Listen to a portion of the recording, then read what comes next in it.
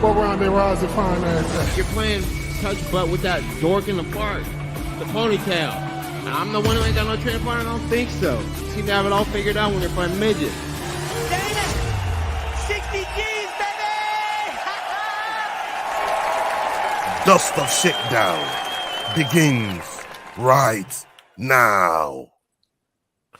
What's happening, Fight Week Show fans, Fight Week Show people? Then we are back with another episode of Dust Up Shakedown, and we're here with a full panel out here. First of all, let me introduce a special guest that we got on the show today. We got a big special guest, and that's Ayanda the Power, EFC featherweight, #1 contender right here. Salute to you, Ayanda. Welcome to the show, brother. Thank you so much for having me, man. Thank you so much. Yeah, man. Big up yourself, man. Big up yourself. And yeah, we really love having you on the show. It's a fucking honor bringing you back on the show, brother. And we're going to be touching up on your fight later on as the show goes ahead. But next, we're going to talk to my brother Jordan. Salute to you, Jordan. How you doing, man? Hope you're doing good. Big up yourself. My brother Yao. How you doing, Yao? Kick him in the head. Kick him in the head. You know, always good. Yeah, man. Big up yourself. Big up yourself. And we got my brother Robocop, aka Steve, aka Alex, the runner of the Wu Fang division. He's running the show around on this side of the pond over there. He runs the show on the Chelsea channel. Salute to you, my brother. Hope you're doing good, bro. I'm good. Thank you very much for that wonderful intro. We drop all your AKAs up in there, you know what I mean? And last but not the least, my partner, my brother in crime. Salute to you, brother. Big Leroy, up, gentlemen. Hope you're doing, my brother. You good? Thanks, everyone, for joining us. It's going to be a good one. Man. Let's go. Okay, a lot's been happening in the MMA world. A lot has been happening in the MMA world. And there's nowhere else better to start than Mr. Conor McGregor himself. I mean, Party this video brother sparks worry about Conor McGregor's UFC 303 return. Conor McGregor is set to return to the UFC on June 29th for UFC 303 against Michael Chandler. As the fight approaches, concerns are growing about McGregor's partying habits, with recent footage showing him enjoying himself at the pub into the early hours. However, McGregor is confident he'll be able to deal significant damage to Chandler, saying some are just built different, and claiming he's only now coming into his own. McGregor has vowed to have his way with Chandler inside the octagon, while Chandler looks to even up his UFC record after a 2-3 run since joining the organization. I'm going to come to you first, McDane. I mean, when you see McGregor 5-6 weeks out before he gets into the cage, out doing them kind of things there, what comes to your mind, first of all? Like, is he taking this shit seriously, in your opinion? First up, yo, Leroy, that was pretty dope, bro. Except from your shitty accent, that was pretty cool. Let's put a bit more pizzazz into it next time, bro. You know, let's get some energy. No, big up Leroy on that one. Don't listen to him, Leroy. I was there backstage as you preparing that stuff. You don't listen to Jordan. He's miserable. You cut the main man off though. You need to get better at your timing. Timing, yeah, that's what I was gonna say. Yeah. The video was good, but your timing sucked. Overall, yeah. But yeah, Conor McGregor, mate. That man's drinking water and drinking coffee. I think he's having everybody on. He's not out there drinking booze. He is not out there on the forged stout. He's not drinking his whiskey. He ain't doing shit. He's just having a good night with his lady. And I reckon that man was sober as a fucking judge that night. Yeah, I mean, maybe a couple of nose beers, but other than that, judge.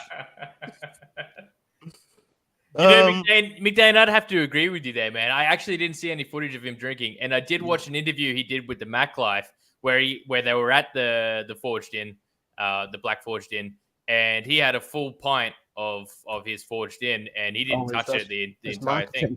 He made the other brother drink it. He made the other brother fucking down it. You know what I mean? Like, I think it's just marketing. Yeah. Mm-hmm. It's wild. But look, Ayanda, you're the professional fighter amongst all of us here. You do this for a living, right? 5 weeks out, and you're about to go. You know, on one of the biggest pay-per-views that UFC is gonna hold, right? Are you out partying? Are you out? Like, is this a normal thing, or when you get to that level of stardom that Conor McGregor has gotten to, that is earned? Is he earned the right to do those sort of things, or is he keeping it professional in your eyes? Oh, look, it's Conor McGregor after all, In the McGregor world, it's normal. So with us, I wouldn't suggest that. I wouldn't do that. I would be in bed, man, and resting out for tomorrow. So for McGregor to be out, I think he's still playing mind games. He knows that Chandler's watching, that everyone is watching. So just using to the advantage. So you think all that is mind games? It's all mind games. It's all mind games. Conor, he's definitely in the gym. He's putting in the work. He's training 100%. And it's just doing it for social media, just to get people talking and think he's not doing anything. Right. Okay. Yeah. Look, we saw what happened with Ryan Garcia very recently. Do it for the gram. People suddenly think you're crazy. We don't know what angle whoever was taking that video was coming from, but I agree with everyone here. I doubt that Conor is not taking Chandler seriously. He knows that he's coming up against an incredible threat in the form of Michael Chandler. So, and like Leroy said, there was no actual footage of him actually drinking. So I think he's definitely training hard. But, in the McGregor world, anything can happen. Anything you do looks like something. So let's see what happens closer to the fight. But I don't think there's anything. I actually have to disagree with you on something there. Ryan Garcia is in fact mental. You know what?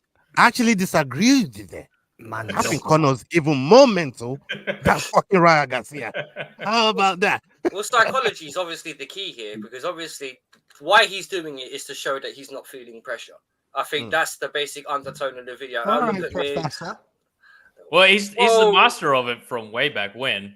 Oh yeah, exactly, and all that jazz. But he just wants to show that he's relaxed, he's calm, he's not really sweating it. He's kissing because even if he's not on the good stuff, he's still trying to have a good time. If that was his missus in the video with him, he's grabbing her, kissing her, trying to show that he's not under any pressure. So I agree with the contender there. As well as him being a Chelsea fan and being absolutely spot on for doing that, like he makes a very good point. I think it's the fighter's mentality. I'm showing that I'm not under any pressure. I'm in control of this. It's on you to rattle me, not the other way around. I'm not going to rattle myself, because Conor kind of like made the modern fighter in the sense of bullshit. Wolfie, let me ask you guys this: does anyone think he's actually going to win? Wouldn't you want to see him showing that he's like legit taking this seriously? Because he hasn't won in 6 years. It's his image. It's his PR. That's how he is. I'm just always having a good time. That's the McGregor way. When we all say that's the truth as well. That's how he deals with it. Yeah. So just to add to what you said there as well. Someone said the last time Conor won, Obama was still president. 2016, yeah. The fuck is that going to do with anything? Bro, that's how we've never two presidencies then, bro. You know what I mean? And they're about to run another fucking campaign. If he don't pick up a win here, like, bro, that shit ain't gonna look good, man. That, you know what I mean? And I've said time and time again, for me, I like to see Conor in the octagon. That's where it belongs. That's where it really does work. And ring rust is real. All this crazy shit outside the octagon, especially coming to fight a crazy motherfucker like Chandler. I don't know, bro. Like that's the part that I'm worried about. Ayanda, I come back to you. Like, how do you see that fight going between Conor and Chandler in your eyes, knowing the skill set of both of those guys? Look, it's gonna be a tight fight. Chandler is a machine, man. In one shot on Conor, and Conor's going down. But Conor, he's coming in for the lights, for the action. He's Conor, so he's coming in to showcase. I think Chandler take it. He's been active. He's been training, doing his thing. But then he's turned out fights. He's turned out fights. He's missed out nearly 2 years just sitting out waiting for Conor. So he's not really been active. Let's be honest. So exactly. So now look, when you fight Conor, it's a money fight. So I rather Conor McGregor than anyone else because I know after I fight him, it's a money fight. I'll be relaxing it or my witchy. I don't need to fight for a long time. So he knew exactly what he was doing. Definitely. Is it a publicity stunt? Just all round the whole thing. Conor's entire career is a publicity stunt. Yeah. Well, that's what I was just about to say. That's so Conor McGregor, though, isn't it? Like he's the king of the media hype. He bred that kind of. If you look at the fighters that have come since him, he's that. The press conference in Ireland sold out in like 9 minutes. There's only him and Chandler there. I don't know how many seats there was, but it sold out in like 9 minutes. I thought it was free anyway, but you must just have to apply for it. You still got to book your seat. Yeah, so the seats were gone in 9 fucking minutes. Just to add a little bit to that one clip, and then we'll move off this topic. I don't know if you man saw a little bit further into that little video there. And Conor was trying to pull some girls' titties open, man. I've seen that. Yes, that's what I told you. Did you not touch that? Did you not touch that? Yeah, when he was kissing her. I said that. And the woman fucking slapped his hand up and put him back. I'm like, rascal, Conor. This brother's boy. I feel so bad for his wife. Like she must. I think it's the same as Will Smith's wife, where she's just like, Will Smith, what are you gonna fucking do? Keep your wife's name out of my mouth. It's Conor McGregor. Crying into $100 bills has got to be rough. Yeah, I know. Yeah, like you know what I mean. You can't. You know what you gonna do? It's Conor. Like what Yanda said it so many times. It's Conor. It's Conor. Yeah. But it's PR as well. It's PR. Okay, guys. I mean, there is more stuff going on in the world of MMA, and Leroy, run that Diaz clip for us, please, brother. UFC veteran Nick Diaz is set for his second attempt at making a successful comeback. Nick Diaz is making a comeback to the UFC after a 4-year hiatus. He last fought at UFC 266 in 2021 against Robbie Lawler. The Stockton native has had a few setbacks, including controversy surrounding drug tests and not returning to his feet after being dropped in the 3rd round of his last fight. Despite calls for retirement, Diaz hinted at further bouts, and now the UFC have officially announced his next fight. He'll be facing Vicente Luque, 14th ranked in the welterweight division, on August 3rd at UFC Fight Night in Abu Dhabi. The event will also feature a bantamweight main event between Corey Sandhagen and Umar Nurmagomedov, as well as fights involving Tony Ferguson, Davison Figueiredo, Marlon Vera, and Mackenzie Dern. There's some really, really good fights on that card there. Let me open it to you, Yao. I mean, what's your take on Diaz obviously coming back and facing my man Luque? What's your take? What's your take on that? And did you think, because I didn't even realize this, how far down Luca's falling down the rankings? Like this brother was like in title conversations, and now we're talking 14th. Talk to me. Mm-hmm. So Nick laid down Diaz. Now we all know Nick Diaz. He's what we would call one of the legendary Hall of Famers. Him coming back to face Vicente Luque is a very interesting fight, especially like you said, Vicente Luque has plummeted in the rankings, especially after his fight, and also in terms of public opinion, especially after his fight against Buckley, where Buckley said he saw him taking money after the fight, and we all saw how that fight ended. So, a lot of shine has come off his fight career in recent times, but having him come up against someone who's returning after a long layoff, I think it's a good test for Luque. From Nick Diaz's side, I think he just wants to fight. Honestly, I think he's like, you know what? Let me just get back in here. Let me get back into not even title contentionship. Let me just get back into fighting. So it's always good to have a Diaz brother in the UFC. We know how they fight. We know what they bring to the table. So I'm excited to have him back. Probably going to be just a couple of fights. I mean, he's at the tail end of his career anyway. So, why not? Why not a couple of rounds back in the UFC? 100%. McDane, I mean, when you look at these bouts, are you looking forward to the jiu-jitsu A-class level of scrambling and top level fight, especially in jiu-jitsu department. Are you looking forward to that side of that fight? I mean, what takes your fancy when it comes to this fight with Nick Diaz and Luque?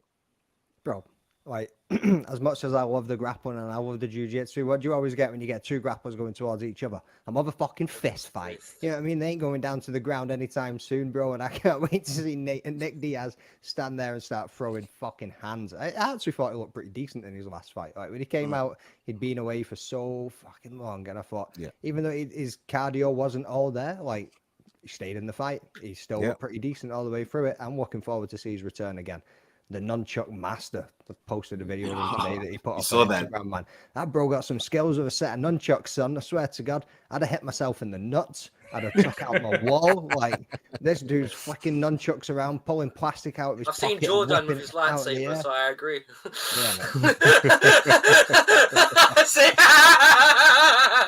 It was like shit, Wolfie. Oh fuck! At least I'm on point though.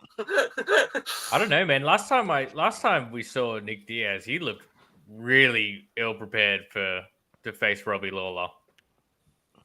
But it's Robbie Lawler as well. It's Lawler that's been active for so long, and Nick. Hey, listen, no Diaz brother slander will be tolerated on this stream, brother.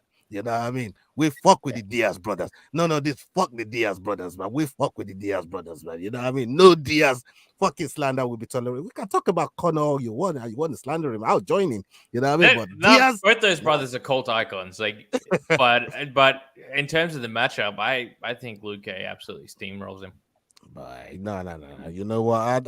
I'll stick you 20 on that. I think Luque's probably going to win, to be honest with you. Like, but I'll take you up on that, Ola. I'm still looking forward to the fight. Yeah, don't lose more money than you need to, bro. You're already losing some money to me. Oh, fuck it, hell. Ola, I'll take you up on it, mate. You got yourself a deal. We'll come back to that one there because I got something for you later on. I got something for you, but for me, RoboCop. No. Roll that back. No. I got a topic for you later on, man, where we're going to talk about this money talk, man. Okay. Yeah, we'll get to that topic. We'll get to that topic. But RoboCop, I mean, Nick Diaz is, he's been a legend of the sport. At this point, both of them, if they have, I think they should have already been inducted in the Hall of Fame anyways for what they've given to the sport. He's a legend. He's a legend. Right? But when you look at this fight here with somebody that's been recently active like Vicente Luque, do you see, where do you see the win for like a Nick Diaz, or where do you see the win for Vicente Luque? I see the win for Luque just purely on the fact he doesn't have the ring. Like we were just saying about Conor, and okay, we can all. Nick Diaz was the Conor McGregor before Conor McGregor. Is that not fair to say? He was the trash talker. He liked to smoke weed. He liked to give it the big one. Even on when he was coming up, he was trash talking. I'm going to punch you up there. And he's doing all these sort of poses. I'm going to knock you out and all that kind of thing. So he's like McGregor. Maybe he's just trying to stay relevant. Like was said a minute ago, he's just trying to get a couple of more paychecks because you can only take so many fights. I hope Nate Diaz doesn't go down the Chuck Liddell route in terms of you're fighting when you shouldn't be. Is it anything more than a payday, though? That's the thing. With fights 10 years ago, you would have said there was a point to most of them. But with this one, is it just Nate Diaz trying to stay relevant, like with McGregor in the previous mentioned fight, because he's a name? That's the thing here. Like these guys keep their rep up through their name. So I can't see Diaz winning this. He does look good and like with all the nunchuckers and all that kind of thing, but you can't take a nunchucker into the octagon. No, you're right. So, you know what I mean? Like, just a fact is a fact. Because I'm not being funny. Like Jordan with his lightsaber, Conor McGregor with his whiskey, and whoever else with nunchuckers, and me with my PlayStation. You know what I mean? Like, you can't take none of that into the octagon. So, like, once you get in there, it won't be about how good you are outside of it. It's about how good you are in it. And I'm not being funny. Conditioning is such a fickle thing when it comes to the human body, particularly in your later years. And I had to find that out on my shoulder because one thing about it is even if you're not injured, you starting, you're only in a matter of time before you rip something or you do some damage to yourself. So it's like I don't mind seeing. I love Nate Diaz. Nick Diaz. Sorry, all the Diaz brothers, to be honest, because they're all such entertainers. But one thing about it is, are you gonna mess yourself up on the end of this one? I'm not sure. Yeah, Nick Diaz talking about the pose that they do. That man, they be moving like Skippy from Australia, man, from down under. You know what I mean? If you man don't know what Skippy is, go look it up, man. You know what I mean? You know what it is, yeah? Put picture of Skippy and I was singing the intro. Sorry. So long as he doesn't come in looking like Joey Diaz, he should go all right. No, that fucker, no, he's not part of the Diaz brothers, man. You know what I mean? That brother, he can just about get up or sit down, man. Big up Joey Diaz, man. You've been like the Gracie brothers, though, Joey isn't Diaz has done some work, bro. Don't be slandering Joey Diaz, mate. No. He's got a blue belt, I did say, you know what I mean? Wrap you up, fuck you up, you know what I mean? Grab your cock and balls and twist it. Twist him. He's got that fucker's got to catch me first. You know what I mean? That fucker got to catch me first, man. Ayanda, Nate Diaz. We know, like we said, is a legend. But what's your take on your overall take on how this fight is it beating too much? Getting in the octagon after one fight with Lola for how long it's been? Is Nate Diaz? I mean Nick Diaz. Is he taking? Is he biting more than he can chew? Getting in the octagon with somebody like Luke. 100%. These are the legends that we wanna see go down this way, man. This is, I don't see him winning. There's no way I see him taking this one. He's like Tony Ferguson. You can't keep coming back and jumping in. A boxing match, I understand. But a MMA fight, I don't see him taking it. He needs to stay on the outside, watch the youngsters that are coming up. I'm sure the youngsters that look up to him in his gym. So, for me, it's a bad idea. Tony's still going to win undisputed, though. Before we move on, I just want to give a big shout out to the bro AFC always. Hope you feel better soon. Wishing you speedy recovery, my brother. Man's currently in the hospital, but he's watching from there. Salute to you. You always show love to the channel. We appreciate you, and we're wishing you all the best. And we're wishing you speedy recovery, my bro. Hope you Some people go to any lengths to get out of going to work, eh? Yeah, I mean, you know what? Trust Leroy to be a complete dick about the whole thing. I just beat the brother speedy recovery, and the man says he's ducking work. Jesus that's what I'm saying. Trust him to be a dick. I've had them on you before. It's not fun. No, Leroy is a self-confessed asshole. You know what I mean? Don't take no notice of him. AFC always. Don't take no notice. Some people are just born that way. Some of us have dropped on our head. Oh man, Jesus. Yeah, man, we can see with that fucking lump on the side of your head top, man. You know what I mean? With that Dracula fucking hairline you got going on, bro. Look at that. Just look at that fucking Dracula hairline, man. Welcome to the FightWeek show. Sorry. You know what I mean? Then you're Robocop. You can't fucking talk. Yeah. Oh yes, I can. Be professional, son. You butt twerker for Spurs. I see you, bro. No, I see you butt twerker for Spurs. Even Yow's got a better hairline than you, and that motherfucker's bald. Well, my hair's behind my headset. That's what I mean. Yao saw the fucking early signs, man. Like, boy, I ain't going down like that, man. If I tell you at what age, you'll be shocked. Yao saw the early signs. It's like, nah, I am not going down like that. You know what I mean? So you got rid of that. Some Scottish in you. Yeah, man. You know what I mean? Serious thing. Okay. Talking about, not fighting when you should be. Leroy. Run the Tyson clip, brethren. Tyson clip? Mike Tyson is in his wheelchair. All right. Mike Tyson medical emergency. Mike Tyson is reportedly okay after suffering a health scare aboard a flight from Miami to Los Angeles Sunday evening. Tyson, 57, began experiencing dizziness and nausea about 30 minutes before the plane landed. The boxing champ's rep told the New York Post, "He's doing great, despite feeling nauseous and dizzy. after an ulcer flare-up about a half hour before landing. Tyson furthered that, posting to X, stating, "Now feeling 100%, even though I don't need to beat Jake Paul." People, look. You know what? Let me start with you, Wolfie. Right? We've heard so much about this crazy shit because it was you that really mentioned it with, Nick Diaz coming back, and maybe he shouldn't be fighting when he should.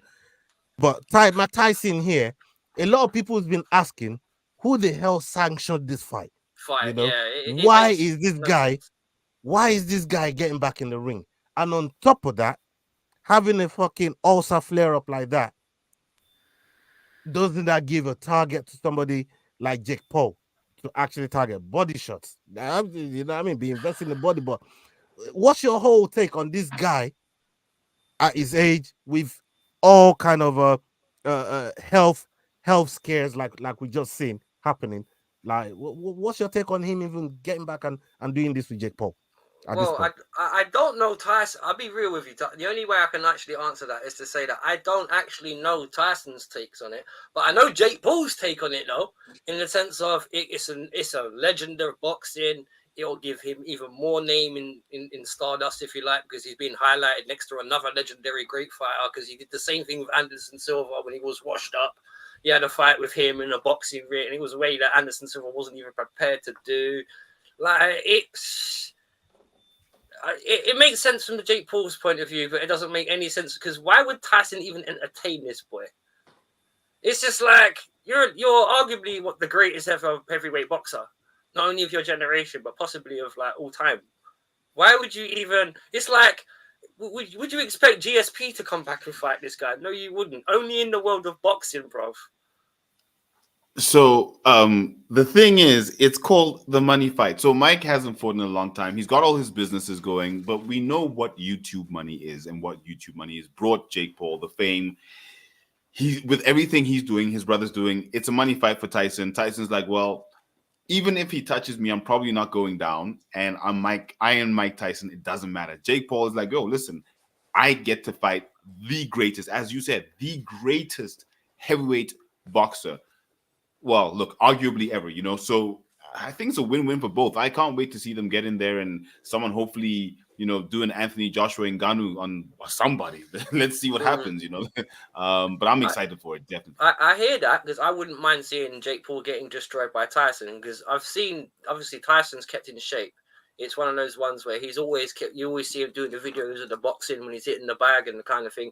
The only thing I will say is, okay, he could probably still it's like watching Rocky Balboa, the movie, isn't it? You got this comparable thing, like where you got the young guy versus the old guy, one's going to be like the spritey guy that should be running around with cardio all day. The other one's going to be the old experienced guy who's got plenty of power behind his punches. But like, again, I mentioned with the Chuck Liddell thing in terms of, when is money worth your health? Because I'm not being funny. How far away is that fight?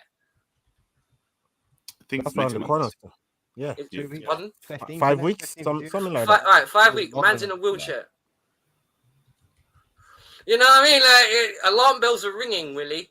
Big up shout out to Will, who's not here today, by the way. Excuse the expression. Big shout out to Lock, Stock, and Two Smoking Barrels. Barrels as well. There you go. Leroy knows. But it's the thing is, if you're like, we all know it's a money fight, but is the money really worth your health? Because I'm not being funny. If you're having problems into the fight, in the lead up to the fight, you're not going to be training going into the fight anyway. You're going to probably just have to fight as you are. And I'm not being funny. Like what happened with Chuck Liddell, please don't take that one punch too many where infection F's your health for the rest of your life. Please. That's the one thing I hate about like certain parts, if you like, the darker parts of MMA or in boxing over the last 10 years. How many people have come back and it's not tried to go well for them, and they've got hurt and they've tried to do it again, and it's just off the name. Yeah, I don't want to see great fighters getting destroyed in their like real life just because they didn't know when to say no. Like, that's just my heart as a fan. I don't know if anyone else echoes it, because I do think if Tyson connects properly with him, he will destroy him. Because I don't think he's going to have been hit by anyone like Mike Tyson before, but it's just not worth your health. And as we talked about previous episodes, the rules do favor both fighters in different ways. Like 2-minute rounds actually favors Tyson. just given his age and doing 3 minutes might be a little bit out of reach at his age with a young Jake Paul just hunting him down. But, man, honestly, a health scare, like, I don't know how this fight gets sanctioned. Magdane, you got something on this, Magdane? Ready me, boys. I'm ready me, boys. Oh, Mind your mic. Don't break your mic again. Don't break your mic. Don't break your mic again. I told you I was bragging about this $100,000 setup here. Look at this. Look at this. Hey, there's some nice gloves. Where'd you get them from? Woo! Shout out to big Sadiq Youssef, motherfucker. Yeah, nice, man. Big up Sadiq. Big up Sadiq. Yeah, mate. So fucking man fight. 57 years old. Let the man fight. Yeah, I mean, he'll be 58 by the time it comes in. Yeah, media blew this one up as always. Stomach ulcers, like and they blew it up like they pulled over the plane or fucking brought the plane down because that man was dying. Yeah, he's in a wheelchair. We've seen him in a wheelchair in the past. Like, yeah, it's also a safety precaution.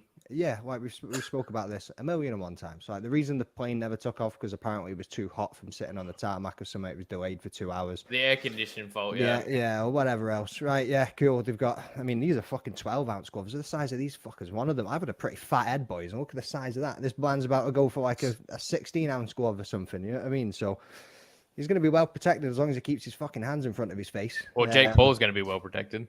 Yeah, like, because again, as we've said before, it's still Mike Tyson. Like, you obviously, Wolfie, a second ago, you said man's in a wheelchair. Man can still put another man in a wheelchair if you wanted to as well. You know what I mean? Like, yeah, every man's got a plan until he gets hit. You need only look to the last time Tyson made the news on an airplane when he fucked up that bloke who was pestering him.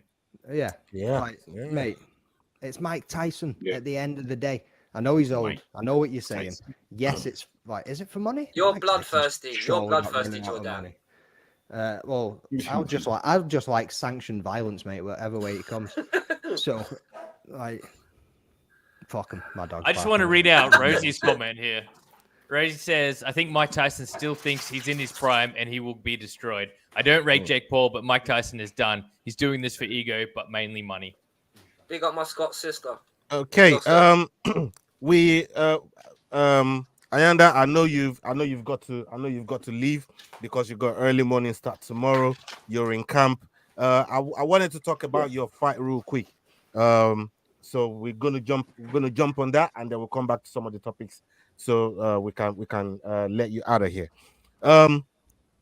You've got this fight coming up, EFC 114. It's been a tournament style sort of grand, you know what I mean, like grand tournament style, Grand Prix. That's the word I was looking for. Tournament style sort of situation. So now you found yourself in this position now where with a win you could possibly be fighting for the strap. Can you talk to the people about that, your preparation, how the challenges that your opponent poses to you, and how you see this, what your fans can expect from you, brother? Man, I've been calling for this shot for a long time. I'm glad it's finally come. Look, it's gonna be an amazing fight. I'm not going up against anybody we faced before. It's kind of like a rematch, you know. She won the first time. She played decision. I've grew up as a fighter, you know. I've learned a lot as a fighter, as a person, and EFC 114 most definitely I'll be the one victorious at the end of the fight. If we go the distance, I'll be victorious. I don't see us going the distance. I don't want it to go the distance. I'm finishing the fight. Look, he's an amazing guy. He's a solid fighter, but I'm gonna school him in this fight. I'm gonna show him there's more skills into this. I'll let him win the first fight. The first fight, I'll let him win. We went back, watched the fight so many times. I saw my mistakes. I was like, man, I'll let you win that fight. So this fight is gonna be an amazing fight, man. One thing I can tell you is this: his camp, or his coaches, his teammates will be the reason he loses Thursday night when we finish that fight. And I'll let everybody know why after that fight. that his teammates and his coaches will be the reason why he loses that fight. Let me ask you real quick. Strong Are you words. going to I come like back it. on the Fight Week show and tell everybody the reason why he lost this fight, like you just said? 100%. 100%. All right, Ayanda. We're gonna hold you to that. I'm gonna confess something right now, right? And I shouldn't be giving him props live on air, but I'm gonna do it anyways. I remember the very first time I saw you fight. The fight didn't go your way, and I was talking to my brother here, Leroy, and he says, "Boy, even though the fight didn't go his way, I like him a lot. He's got heart. He's got a lot of heart." This is what Leroy said to you. Said about you. Like we just sat down and watched your fight. Like, boy, there's one thing that I took away from that fight there. This guy's got a lot of heart, and if he carries on in this vein, he's gonna get to the top. Like Leroy predicted this months and months and months ago. I lie, Leroy. Boy, was I wrong. You see, this is why I shouldn't be giving you fucking props live. You see, people, this is the kind of shit I have to deal with. But there you go. You know. No, I seen a way. I mean, you've showed it every fight, and like you said, like you didn't. He didn't win that fight. You lost it. You know, and now you're gonna right that wrong. It's an easy night. 100%. Yeah. You got something for Ayanda before Ayanda gets out of here? Yes, Ayanda. Look, it's going to be a great fight, like you said. How was it at the stare down at 113 when you guys met in the middle of the hexagon, preparing for this fight? How was it facing him and seeing the intensity? Like, I was there, and it was really intense and amazing. How was that for you? For me, it was amazing. You know, because for me, something different was amazing, and I could see he wasn't really sure. He's still not sure what's going to happen. You know, like I said, his game plan is straightforward. You know, I mean, first fight, don't think that he made him win that first fight. He took me down. Yes, I'll give it to him. But what did he do after he took me down? All these guys that have fought, I've given my back to them. I've done everything that MMA fighter or coach would say don't do. I always do it.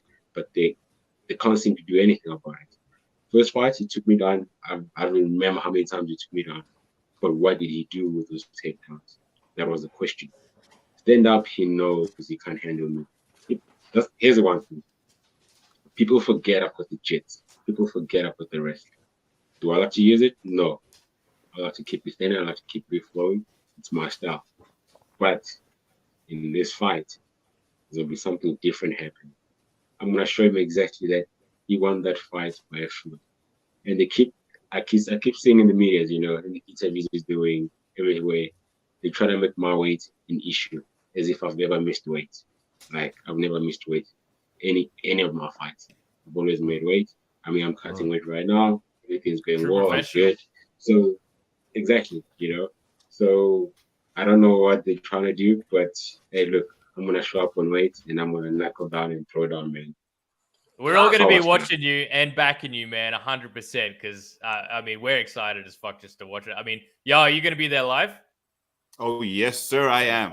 I'm jealous. I'm jealous. Now this is 5 and minutes. Just for everyone listening, just up the road from doing live commentary as well. Yeah, sorry, Ola. No, I said this place is like 5 minutes from y'all's house, but like it's across the road. Y'all don't be missing them kind of things there, man. You know what I mean? Wolfie, you have something for Ayanda, please. Yeah, I was going to ask the number one contender here. I was going to say to him, like, you seem confident in the way you're answering the question, and I like the smile you had when you said about you're going to do something different.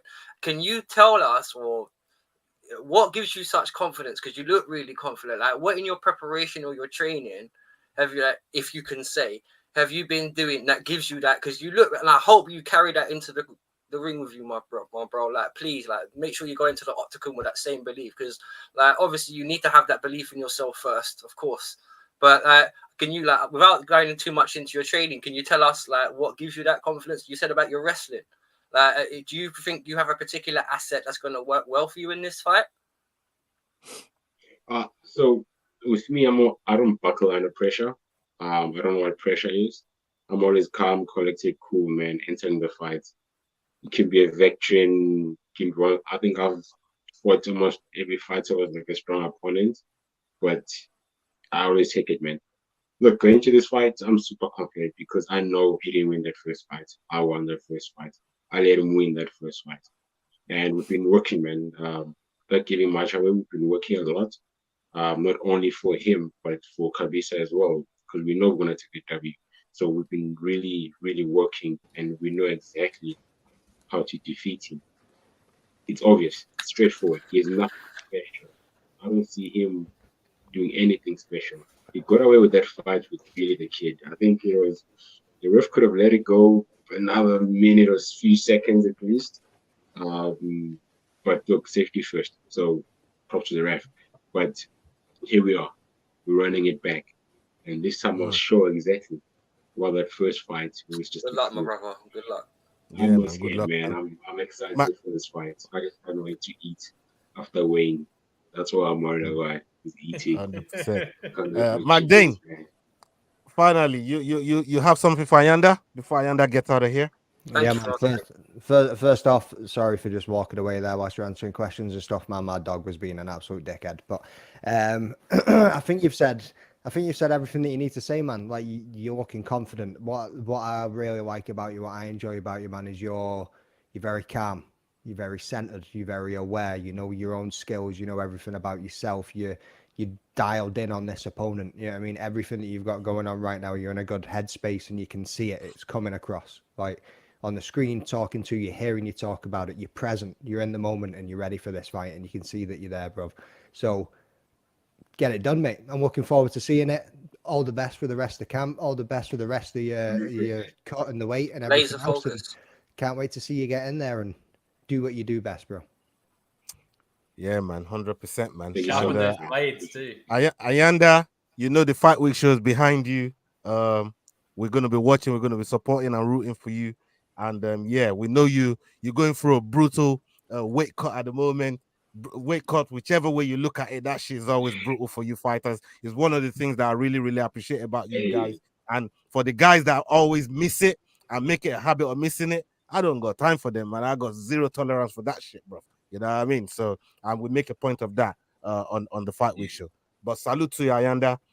We're gonna reach out to you again. We're gonna be supporting you through your fight, and thank you for stopping by tonight. Appreciate it, man. It means a lot. Thank you guys so much. Come on my channel, man. I'm gonna kick him in the head. Yes, I know that people forget about the gist, but please do kick them in the head if you can.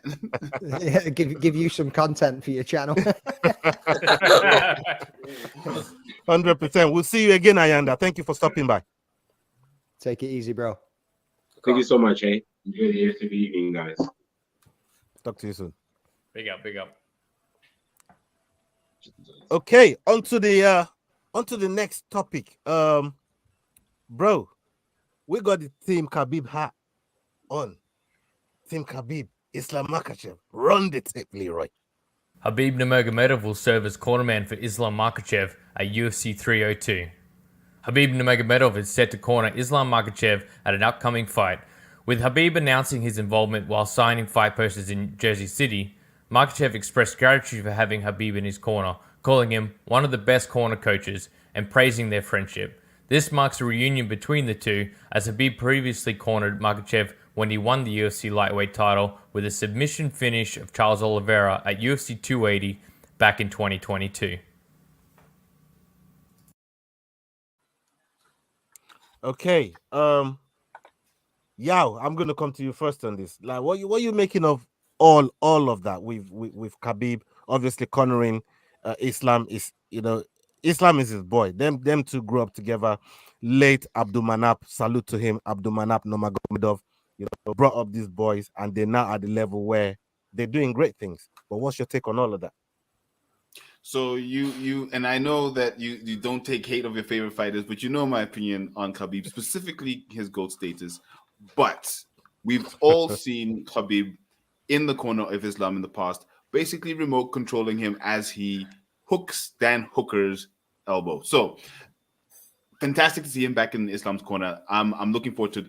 Khabib is still one of the greatest coaches. If you look at the guys that he's worked with, the guys that he corners, Having him just back in the UFC, having him around the fight, it's always a very good energy. And I think for Islam, it gives him an additional edge because it gives him that grounding of, okay, my man Khabib is here in my corner. Let's get it. Let's go. Against Dustin Poirier, who Khabib's already beaten before, I mean, who else would you have in your corner to make sure that you can beat the Diamond? Because the Diamond is coming and he's going to definitely throw a gilly and get it this time. So, Islam has to be careful. He needs Khabib. Is that a prediction? That's a prediction. He's been drinking that Sugar Sean fucking juice, man. You've been listening to too much fucking. He's been Sugar staying Sean, hydrated. Bro. You know what I mean? I hear what that brother's been talking about, man. Sugar Sean predicting Dustin to win by Gilly. I'm thinking to myself, hold the fuck on. We're gonna give you the neck on purpose, bro. Dominance MMA. Abdulaziz. He said, no, brother, this is not going down. Hey, McDane. What's your take on all this talk, man? But I'm hearing Dustin is gonna pull the gilly. He's really gonna jump the gilly and pull the gilly, bro. Talk to the people. Is this you trying to get my prediction out before the prediction show so you can add it to your fucking list and steal it? You can get to fuck. My mouth is shut. I ain't answering shit. Nah, mate. I can't wait for this one. You know what I mean? And obviously, as you man are talking about the gilly, Conor McGregor thinks that he's gonna knock him out. And I think his best chances are going to be on the feet. If he jumps the gilly, it's going to be silly, and he better wrap his fucking willy if he thinks he's going to be swerving around at the ground with that motherfucker. You know what I mean? Like, I'm not even joking. You do not jump the gilly on this man. Having Khabib in his corner, as you said, it's just going to work wonders for him, I think. Obviously, like, the respect and everything of working with his father before he passed away, it's just going to have that extra little bit of nostalgia with him, that extra little bit of home, you know what I mean? And it's probably going to give him the kick. Well, not the kick, you know what I mean? But just that little bit more determination to get this done, to be backed by somebody he's grown up with throughout the sport and all the rest of it too. So, you ain't getting a prediction out of me just yet. You'll need to wait on Friday for that one. But let's just say Islam's got the more chances of submission, and I reckon that Poirier's got more chances of that KO. Whether he'll get it or not, it'll be interesting to see. But like I say, Conor McGregor thinks he'll knock him out, and Dustin thinks that Conor McGregor's going to knock out Chandler. So, just off the back of that, I'm not surprised that Conor McGregor thinks that Dustin Poirier is going to win. Dustin beat him twice, right? Yeah. And Habib Conor relationship, probably not the most ideal situation in the world. I'm not surprised there. This is, however, Dustin's legit last shot at that title, I reckon. So he already said win or lose. I'm retiring, didn't he? So, yeah, I mean, I'm thinking I'm maybe going to retire, win or lose, whatever that means. Well, he said he was going to stop at this age 10 years ago. So whether he sticks to that or not, he said he's still having fun though, still enjoying it. So it's one of those ones, though, isn't it? It's like it's one of those ones where it's like he's gonna get it done because of the moment that it's building up to, like because of what it is. It just feels like one of those nights, like. Yeah, all that being said, I think Islam wins. Starches him. Yeah, well, the crazy thing is you're not on the prediction show, so but your prediction just putting my hand on the scale there a little bit. I like where you went with it. But let's hear RoboCop's. You fat bastard! Nobody fucking gives a shit. let's hear RoboCop's take on this thing here with Dustin and Islam Makhachev and Khabib obviously cornering him. Well, just on the fighters themselves, they're both quite well rounded actually. They both got their own particular tools, things they like to fit. It's one of those ones, it's hard to tell, isn't it? And it's one of those ones where you could make a prediction and the fight goes completely different to how you think it goes anyway. So, I really like that Yao's going with, especially mixed martial arts. No, but it's true. Yao's high on 420, man. Whoa, I can justify that even further. Now, did you know that there's one fighter on this card who, and I think, Jordy, you must keep this in mind for your predictions, who has fought, I think it's on 9 pay-per-views, and of those 8, each time there've been title fights. Sorry, of those 9, 7 have been title fights, and in those title fights, only one of them did the champion retain the title. And Paulo Costa is fighting on this card, meaning that Dustin is in with an honest chance to jump the gilly and make it. I'm telling you right now. And how many of all those statistics, how many of those champions were born in Dagestan? Look, I'd probably say none. I'm not keeping that in my mind. That's gone. That's already out of my head. I'm not listening to any other man's opinion and making my picks. Well, they try to give you a tip there, McDane. You know what I mean? But I'm gonna finish on this topic with who's Wolfie. your boss rumbling with? I can hear the engine roaring in the background there. What are you saying? Yeah, spit it, buddy. Spit it. Spit it out, Ola. What you driving the bus, mate? Who's going under it? What engine you talking about, man? I lost my keys, bro. Like, you know what I mean? Not when fucking no. Hey yo, Robocop. Let's talk about this because I didn't get your full take earlier on. I want to get where, you know what I mean, where you're going to. I want you to land that plane, man. Please carry on. No, I was just saying because, like we was just said, you know what I mean? So often nowadays, what you predict to say was going to happen because you see two fighters, because styles make fights. Right? Now, obviously, okay, without making predictions, watch each fighter's strength. What's Islam's strength? He's going good around. Well, I know he's good everywhere. Come on, but what's his main, like, fucking hell? Grappling. I mean, yeah, grappling. Grappling. So would we safe to say with Porro as well? He's good at grappling as well. Not on the same level. That's not on the same level. That's his main attribute. What are you talking about? Casual. It's like asking a toddler to run with Usain Bolt. But well, as I said, it depends on that. I don't think it's that. Yeah, is that. No, but but there's no bias coming from the guy with the team Habib hat. It is that. It's really that. Not at all. It's just PR, man. Just PR. Bro. Well, the thing is, it depends. I'm gonna clip that shit. If the fight stays on their feet, then it will favor one person. But if the fight goes to the ground, it will favor another. But how often has it been that the ground guy be on the ground and the striker guy's on top of him? You know, like it always flips because like you never can quite tell. Would you say that the great Alexander Volkanovski was a wrestler?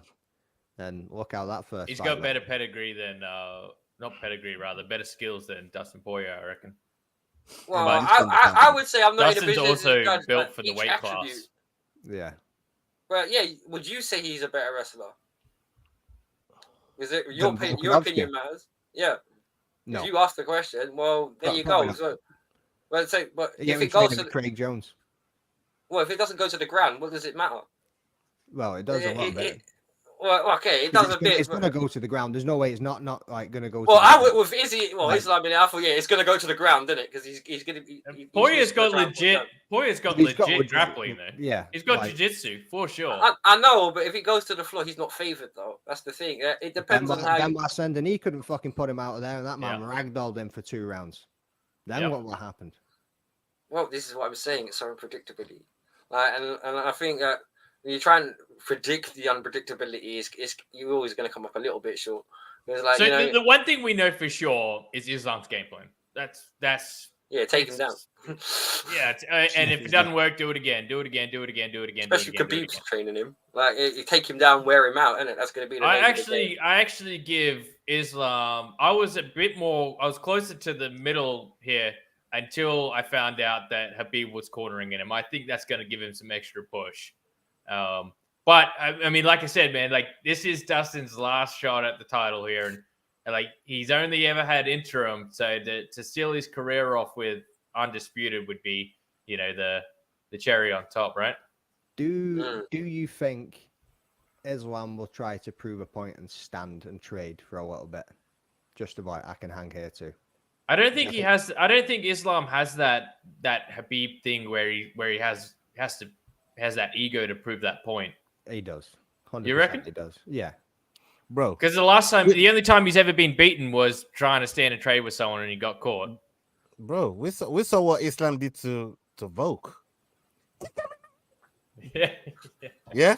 He did that standing. You went that high there. It cut out. He did that standing. He did that shit standing, bro. You just hit that Michael Jackson level where that microphone was like, nope. Yeah. Jordan, if your dog's just locked up, just let it know everything's okay. Yeah, exactly. You know what I mean? And listen, I think wherever this fight goes, Islam's ready. wherever this fight goes.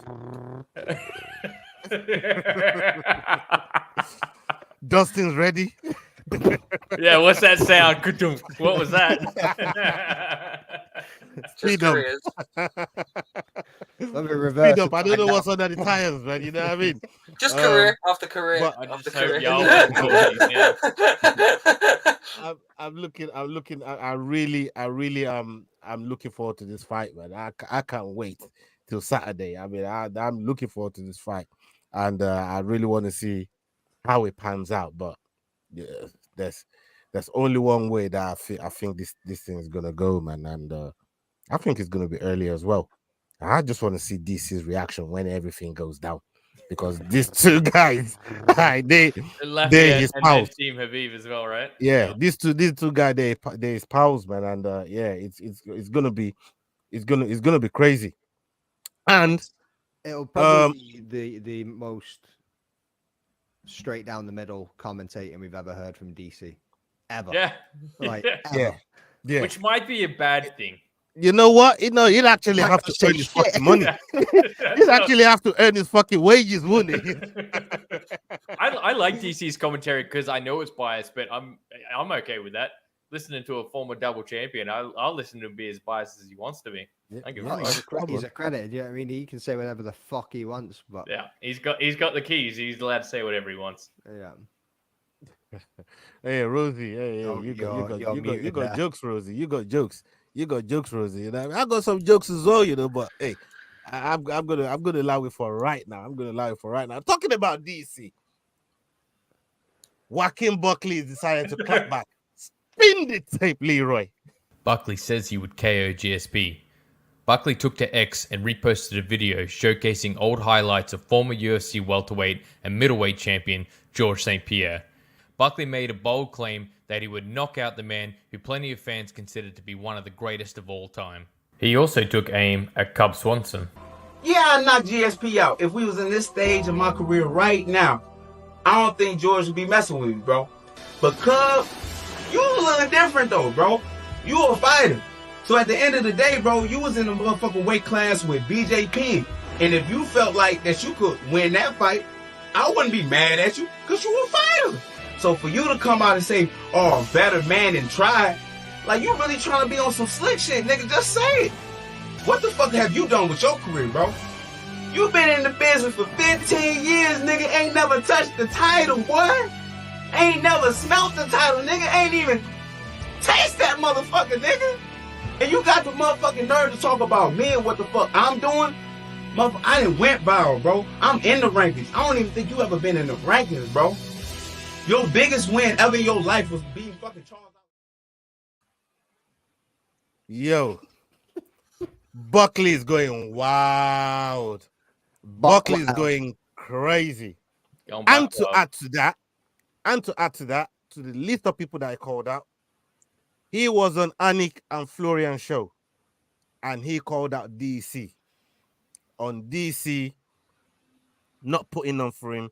DC saying his call out of Conor McGregor, even though when expecting nothing from that call out, it was just a call out just to put himself out there, and DC shot all over it, saying it's the worst call out ever. Right? I hate call outs like that, anyways, man. But this ain't about me. This is about DC and Joaquin Buckley. And Joaquin Buckley says DC is Uncle Tom. He never puts on for the brothers. He only puts on for the white people, them.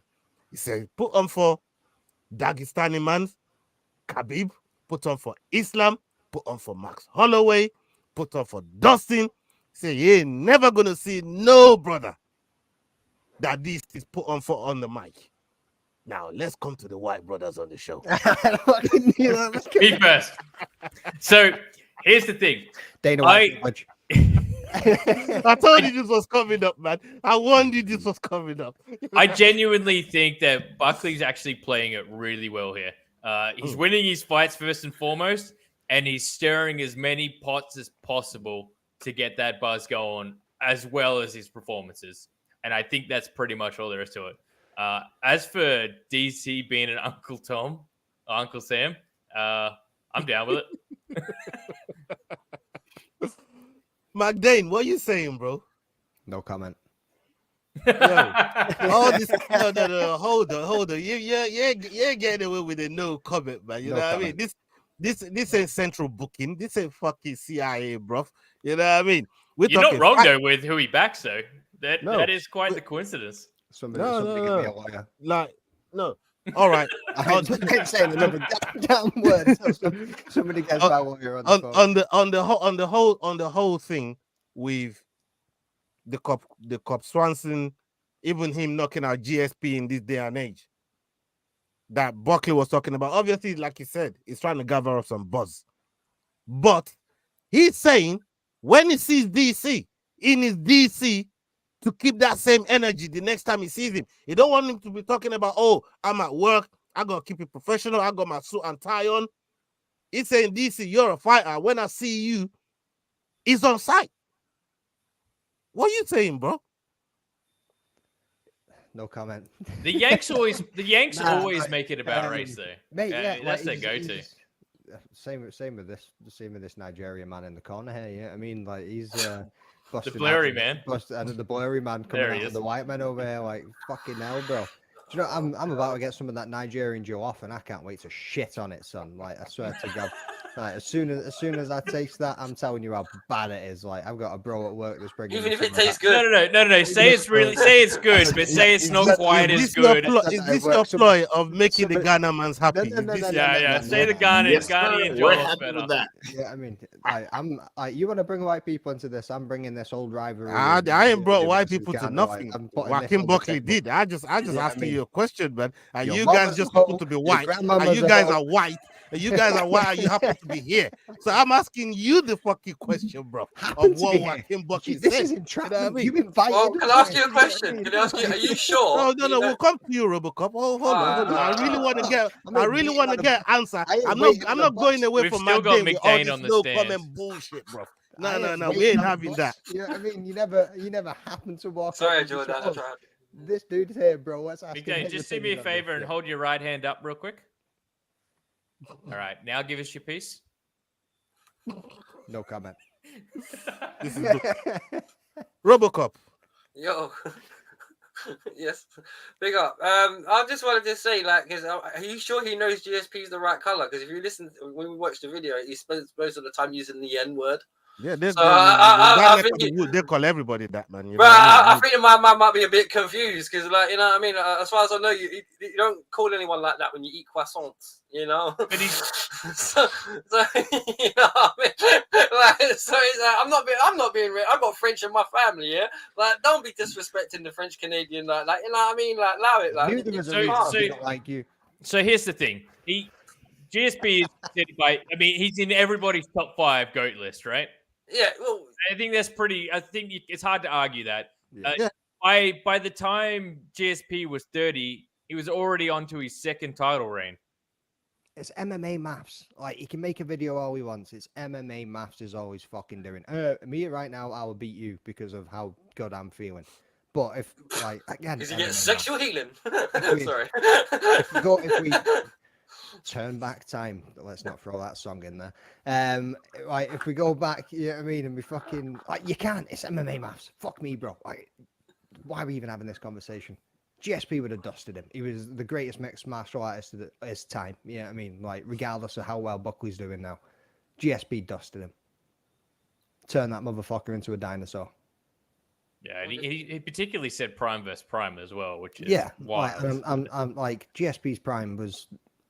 Is Buckley think he's in his prime right now? That was my takeaway as well. I was like, that's 30? Are you in your prime? I don't know. Yeah, like you're 30. I mean, he's feeling himself. You know what I mean? Getting all these wins in a row. You know what I mean? Just don't call out Conor McGregor because it's not going to happen, and you're only going to get called stupid by everybody. I don't think this heel's working for him though. Like you see it on Twitter. Like his engagement's dropping, like nobody's really into it. He doesn't need to force it though. He's already enough of a douchebag. I liked him before he was forcing it. It's a TikTok video. Same. That's what we just watched. It's a TikTok video, bro. But to go back to what Ola was saying though, about his comments about DC, I'm trying to think of it. DC really only does back the white guys. I was about to agree. No. Yeah, 100%. I mean, I was good. Yo, Right on let that me come to you, yo. I mean, look, when you've heard everything, all right, forget all the gimmicky stuff that he said, but the bit there with DC, because that shit there really burned it. I saw that show on Annika Florian. Salute to John Anik, right? And Kenny Florian on their show. I saw him on there and he looked really cheesed up about that shit, bro. Like it was going in. What's your take on it? Yeah, like Leroy was just about to say, I fully agree.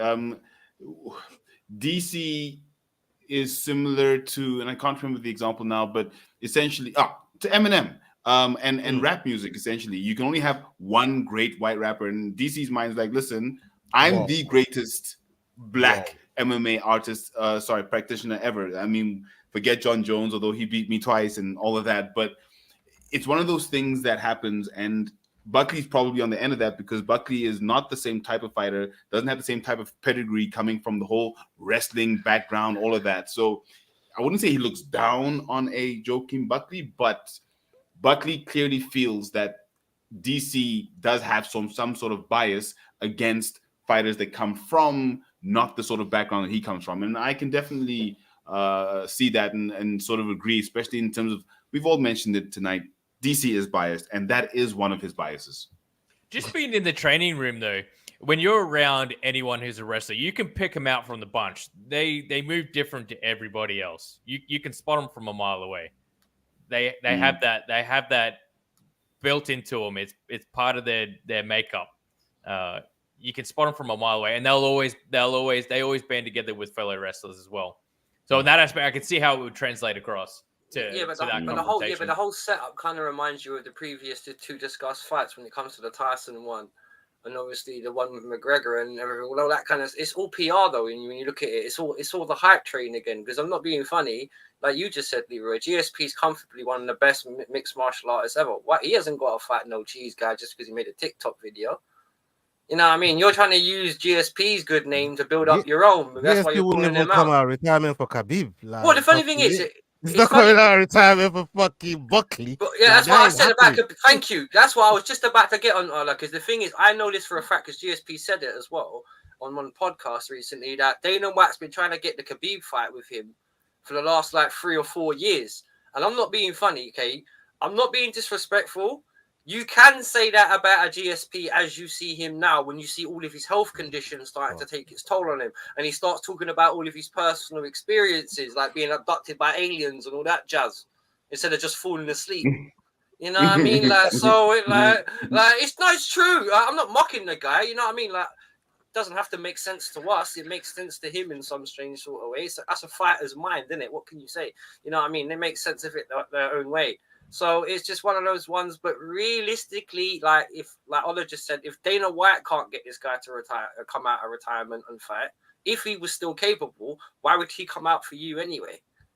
Like this. Okay, next to in modern fighters between a lot of us, maybe the only other person we can say that's out and out better than him is John Jones. Forget weight class for a second. Just out and out better than him in terms of just slightly better all rounder is the only one we can say. You would. You're Australian. I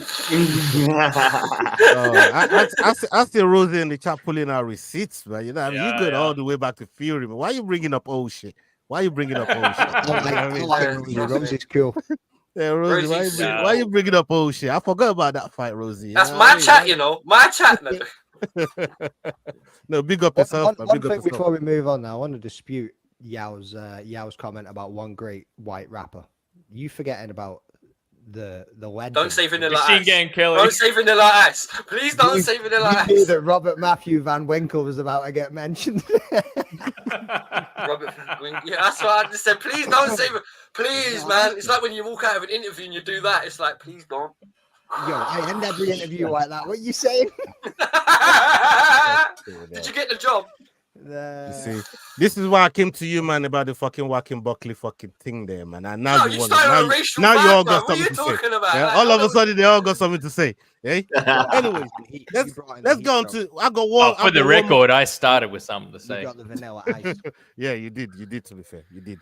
Chael Sonnen, this one here is not. We ain't got slide for this one, but this is a topic that I really wanted to talk about. So I thought I'll bring it. Chael Sonnen claps back at DDP, and he says, DDP is out here complaining about UFC not officially announcing his fight, not officially giving him a date, not making his fight official, right?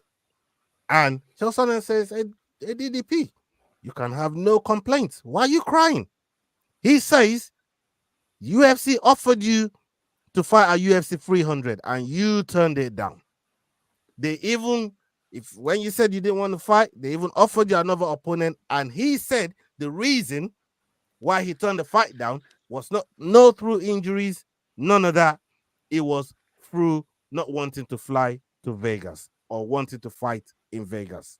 And that's why he turned down the fight.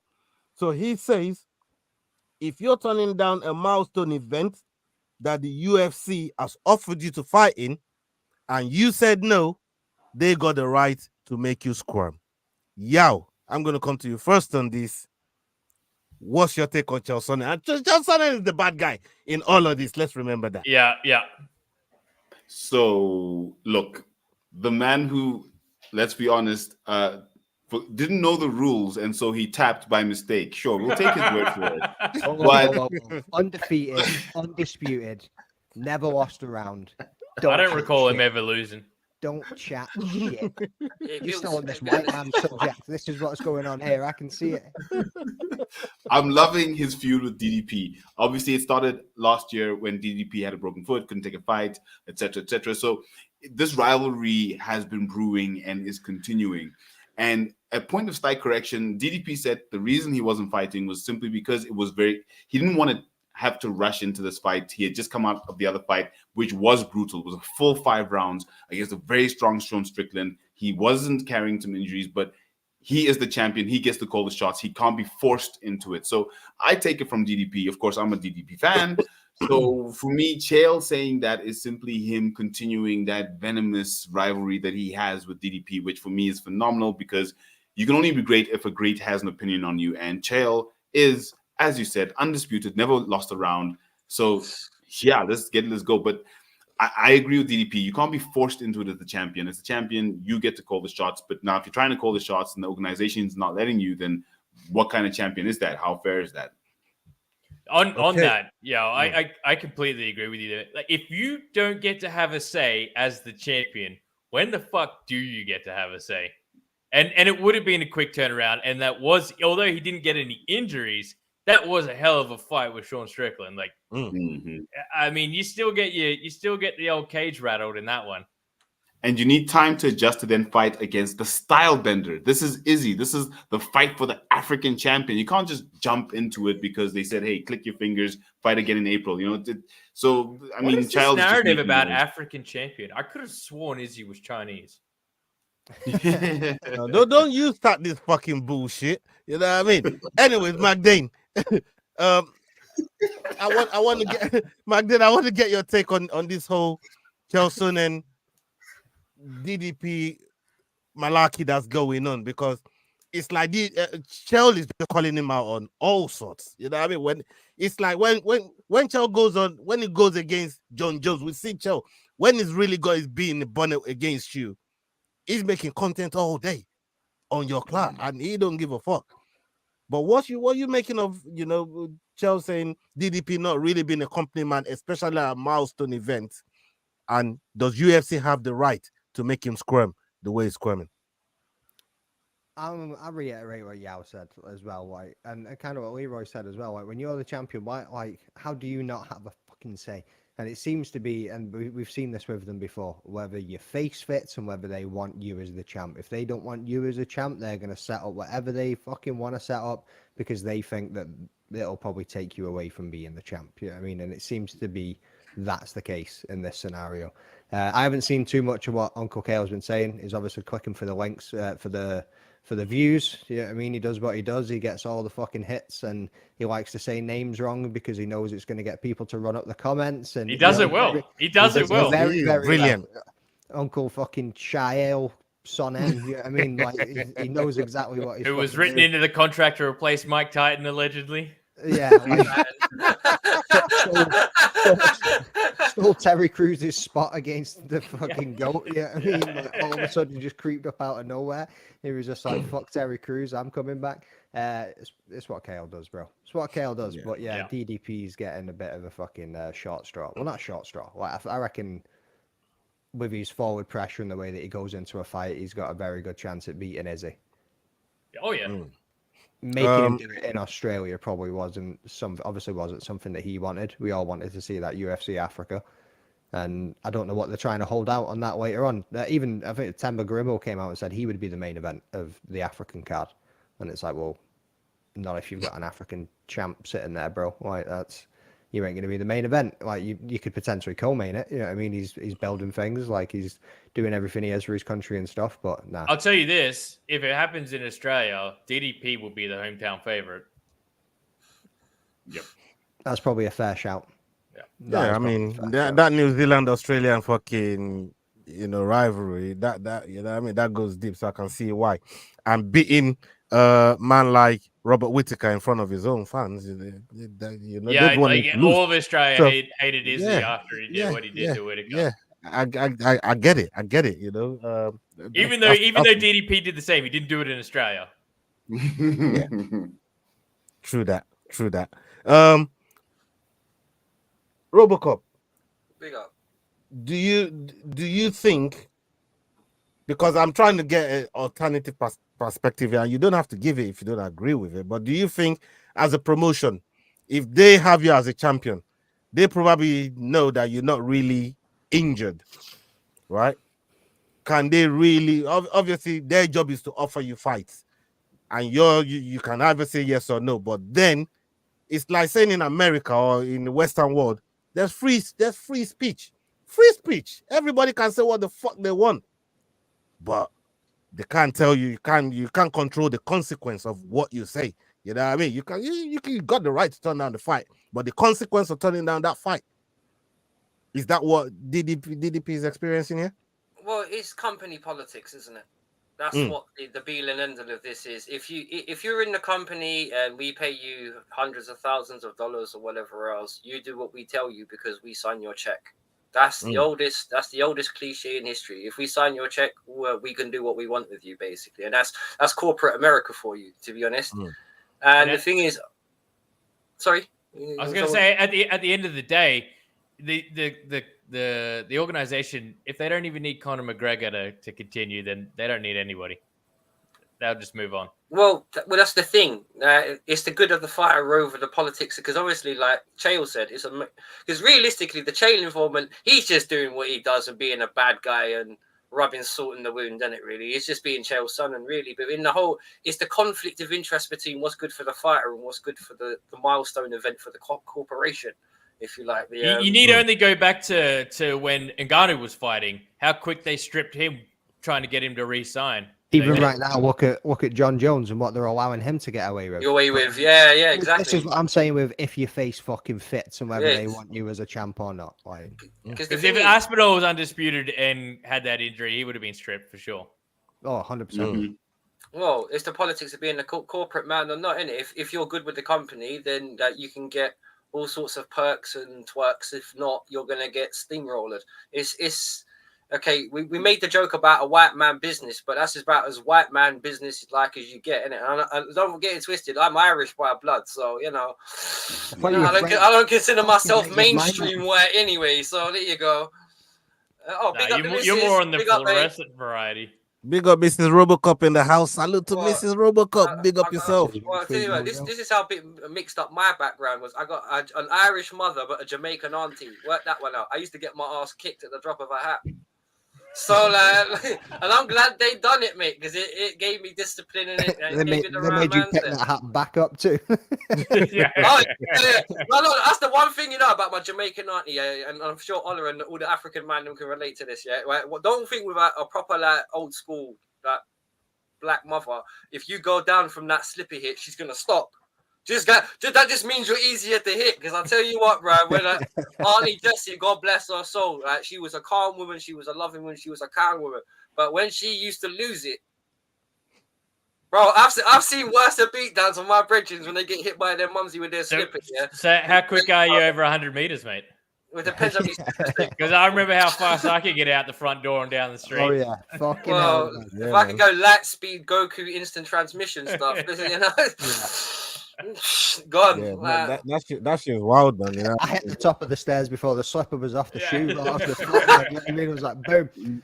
You gotta have your wits around you because you know when we used to get lashes when we were young back home in Africa, for every lash there's a fucking word. You know when you're getting clapped up and there's a word that goes with every single Yeah, exactly. You will never do this again.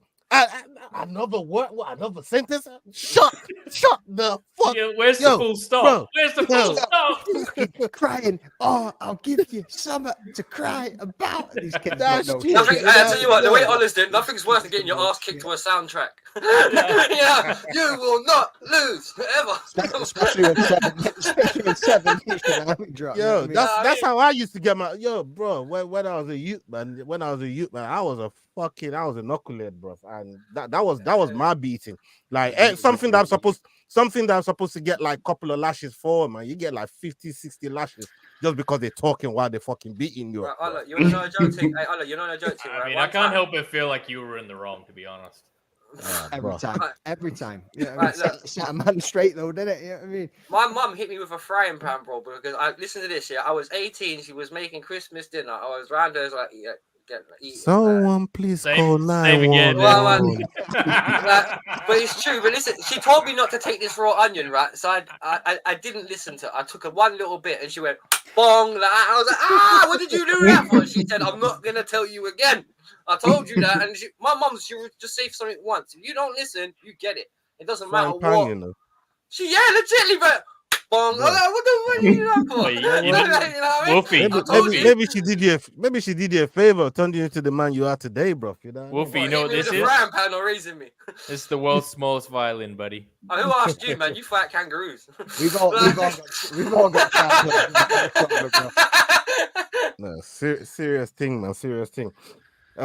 People, we've come to the end of the show. Big up to Wolfie, big up to Yao, big up to Matt Dane. And my brother Leroy, big up to all of you for pulling up tonight. Salute to all of you that stayed with us live, whether you're watching us on playback, you're watching us live. Salute to all of you, man. Make sure you're subscribing to all of these guys. Wolfang Division, Kick 'em in the Head Kick Podcast, The Rambling Dad, and the Fight Week Show. Make sure you're keeping it locked with us. We're going to be back with the prediction show on Friday night for the UFC 302. We're going to be back with that prediction show. It's going to be crazy. And on top of that, we're going to be doing the watch along for that fight, 3 a.m. main card. Come and join us. We've got a couple of special guests that's going to be joining us on the show. So make sure you keep your eyes peeled for that. Make sure you're hitting the notification bell as well. It's going to be a historic one. And that's going to let you know when we drop content. People, salute to you. And up onto the next one. Hasta la vista, people. We're out. Salute. Peace. Love. Fuck Leroy. Yeah, I was hurt, but it's nothing that I never felt before. I got good training partners. I got a good team. I told you guys, I'm the real deal in this division.